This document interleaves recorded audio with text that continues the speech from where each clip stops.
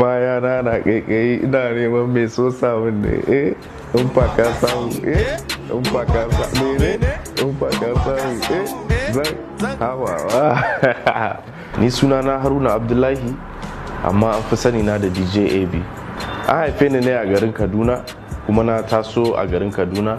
Na yi makaranta na a nan garin Kaduna, na yi primary school dina a Youth Star International School, na yi secondary school dina kuma FGC Malali Kaduna. Yanzu kuma ina jami'an Ahmadu Bello da ke Zaria. Na taso ne a gida mu 17 ne a gidan da na taso yara.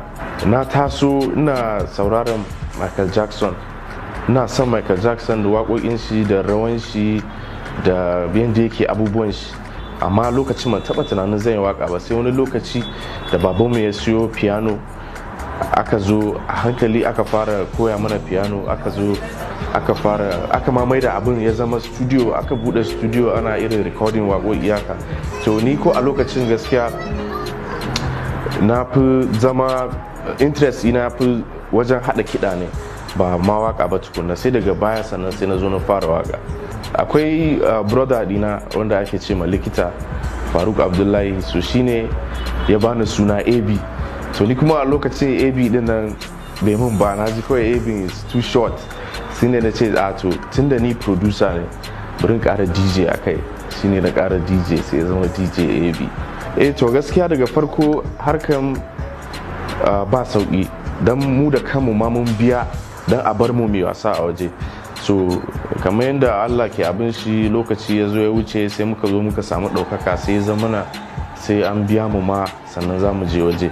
The only person that stood da ya tsaya mana shine babanmu. So babanmu ya tsaya mana har muka kai wani certain level. So bacin nan akwai abubuwan da mu da kanmu ba za mu iya ba saboda muna makaranta muna kuma waka. So mu ce za mu ƙara yin wani business haka ko wani abu is very hard.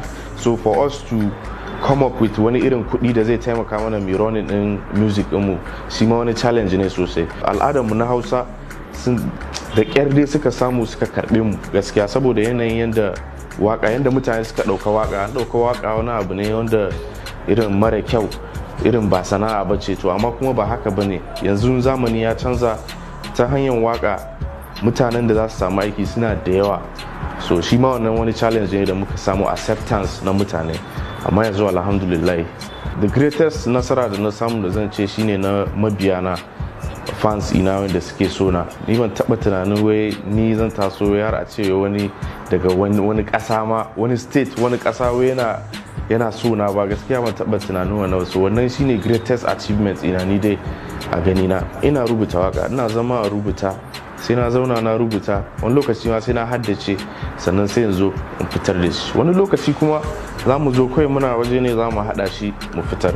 Amma gaskiya most of the time ina zama ne rubuta, sai na zauna na rubuta, saboda idan baka rubuta ba za ka yi ending up yin the same thing over.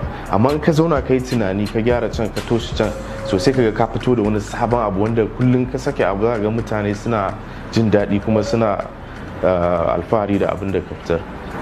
Gaskiya ba zan iya cewa ga yawan waƙoƙin da na yi ba dan suna da yawa, ni kaina ban san yawansu ba. Da so samu ne shine biggest song din da muka yi.